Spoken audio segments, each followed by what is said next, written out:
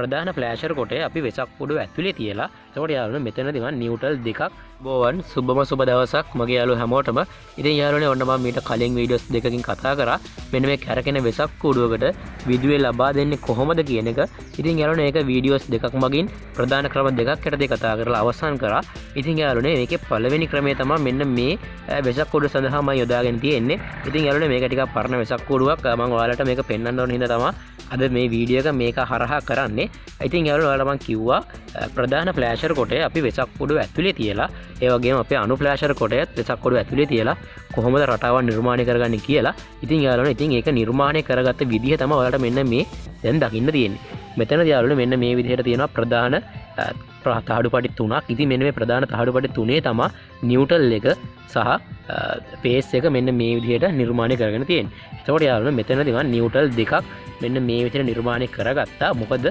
එක නිව්ට්‍රල් එකක් කුමක් හරි ප්‍රශ්නයක් වෙලා මොකක් හරි ගැටලුවක් වෙලා නිව්ට්‍රල් එක වැඩ කරන්නේ නැතුව ගියොත් ඔයාලට මෙන්න මේ දෙවෙනි නිව්ට්‍රල් එක හරහා වෙසක් කුඩුවේ කිසිම ගැටලුවක් නැතුව ක්‍රියාත්මක කරගන්න පුළුවන් හැකියාව තියෙන නිසා මෙන්න මේ විදිහට නිව්ට්‍රල් දෙකක් මම මෙතනදී නිර්මාණය කරගෙන තියෙනවා.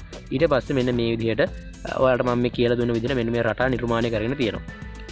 ඔයාලට මතක ඇති මම මෙන්න මේ රටාව ඇඳලා කියලා දුන්නා කොහොමද නිර්මාණය කරගන්නේ කියලා.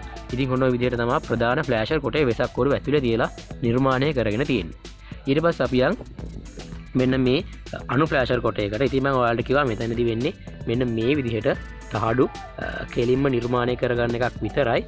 ඉතින් ඊට පස්සේ මෙන්න මේ විදිහට වයර් භාවිතා කරලා මෙතන ඔයාලට වෙන මෙන්න මේ වයර් ටිකක් තියෙනවා. ඉතින් මෙන්න මේ වයර් වලට තමයි යාළුවනේ මෙන්න මේ තහඩුපටි සම්බන්ධ කරගෙන තියෙන්නේ. මම දැන් ඒක පෙන්නන්න කොහොමද ඒක සම්බන්ධ කරලා තියෙන්නේ කියලා. හරි යාළුවනේ ඉතින් ඔන්න දැන් ඔයාලට පේනවා මෙන්න මේ තහඩුපටියට කොහොමද මෙන්න මේ වයර් සම්බන්ධ කරගෙන තියෙන්නේ කියලා ඔයාලට පේනවා මෙන්න මෙතන මෙන්න මේ තහඩුපටිය. හරිද? මෙන්න මෙතන තහඩුපටියට හරි ඔන්න දැන් තවත් පැහැදිලි ඔන්න තහඩුපටියට ඔන්න ඔය විදිහට තමයි මම වයර් එක මෙතනත් මේ විදිහට සම්බන්ධ කරගෙන මෙන්න මේ විදිහට වයර් ටික පිළිවෙලට එළියට අරගෙන තියෙනවා. ඔන්න ඔය විදිහට වයර් ටික අරගෙන තියෙනවා. හරිද? ඔන්න ඔය අරන් තියෙන වයර් ටික තමයි ඔයාලා මෙන්න මේ ෆ්ලෑෂර් කොටේ එළියට. ඒ කියන්නේ මෙන්න මේ තහඩු වලින් අපේ ස්පෝක් ගන්න ඕන. අනේ ස්පෝක් වලට සම්බන්ධ කරන්නේ මෙන්න මේ වයර් ටික. හරි. ඊට පස්සේ යාළුවනේ ඒක බටේ ඇතුලෙන් යනවා අර අපේ උඩ කූඩුව පැත්තට. හරි. අපි එහෙනම් බලමු උඩ කූඩුවේ කොහොමද මෙන්න මේ විදිහට ෆ්ලෑෂර් වල නිර්මාණය කරගෙන තියෙන්නේ කියලා. හරි යාළුවනේ ඉතින් දැන් ඔයාලට පෙන්න තියෙන්නේ මෙන්න මේ උඩ නිර්මාණය කරන් දෙන ෆ්ලෑෂර් කොට. ඉතින් උඩ කූඩුවෙත් යාළුවනේ මෙන්න මේ විදිහට අපිට වයර් තියෙනවා. ඒ වයරොත් යාළුවනේ මෙන්න මේ විදිහට තහඩු වලට තමයි සම්බන්ධ කරගෙන තියෙන්නේ.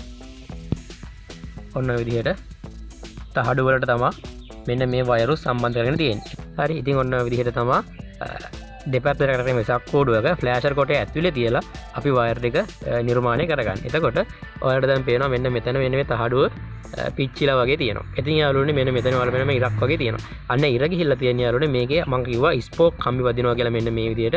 අන්න ස්පෝක් කම්බි මෙහෙම ගෑවි ගියාම තමයි ඔන්න ඉර නිර්මාණය වෙලා තියෙන්නේ. හරි.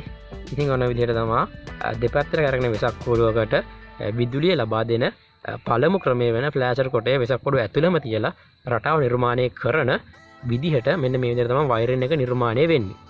හරි යාළුවනේ ඉතින් මම හිතනවා ඔයාලා වීඩියෝ එක බලලා දෙපැත්තට කරගෙන වෙසක් කෝඩුවකට කොහොමද නිවැරදිව විදුලිය ලබා දෙන්නේ කියලා ඉගෙන ගන්නද කියලා. එහෙනම් යාළුවනේ තාමත් මගේ channel අලුත් කෙනෙක් නම් පහළ රතු පාට subscribe button එක ඔබලා මගේ channel එක subscribe කරන්න. ඒ වගේම මේ වගේ වීඩියෝ කලින් මගේ phone එකට notification එකකින් ගෙන්න ගන්න bell icon එකත් ඕල් දාලා තියාගන්න. එහෙනම් යාළුවනේ තවත් දවසක තවත් මේ වගේම ලස්සන අලුත් වීඩියෝ එකක් හමු වෙමු. එතකන් ගිහින් එන්නම් ඔයාලා ඔක්කොටම සුබ දවසක්.